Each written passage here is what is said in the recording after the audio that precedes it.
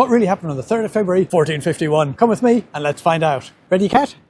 Let's go. It was on this date in 1451 that Mehmed II, also known as Mehmed the Conqueror, took the throne of the Ottoman Empire for the second time. The problem was that after he had taken it for the first time, he passed it on to his son, but he had got it from his father. So before Mehmed II had it, his son had it, but then Mehmed had it, but then his father had it. So nobody really knew who owned the throne anymore, leading to no small amount of confusion and public unrest. As every great leader, and not a few fools, know, the best way to quell public unrest is with a good old-fashioned war. But during his first reign, Mehmed had already taken care of everybody, in particular the Hungarians, and they were in no mood for a rematch just because it would suit Mehmed now. Luckily, his best friend and the original jazz fiend, my great-great-great-great-great-great-grandfather, Spencer Delaney, was on hand with a much better idea. He suggested that instead of a war, they just head to Constantinople and buy a brand new throne. It was a fantastic idea and Mehmed loved it. So they all headed to Constantinople. Mehmed II, Spencer Delaney, and no more than about 200,000 of Mehmed's closest friends. It took them 57 days to choose a throne, but it was worth the wait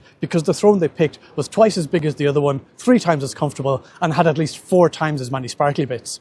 Everyone had a great time apart from Spencer Delaney, who hadn't had a bit of jazz since arriving in Constantinople. By now, he was kicking that cold jazz turkey hard. But as they were making their way to the boat, they crossed the path of a mysterious evil crone who showed Mehmed a massive golden horn. The golden horn was magic, she said, and commanded a scarecrow army. Naturally, Mehmed had to have the horn. They loaded up the golden horn onto Mehmed's fastest ship and headed off for home. But as ill as he was with the lack of jazz, Spencer couldn't resist the horn.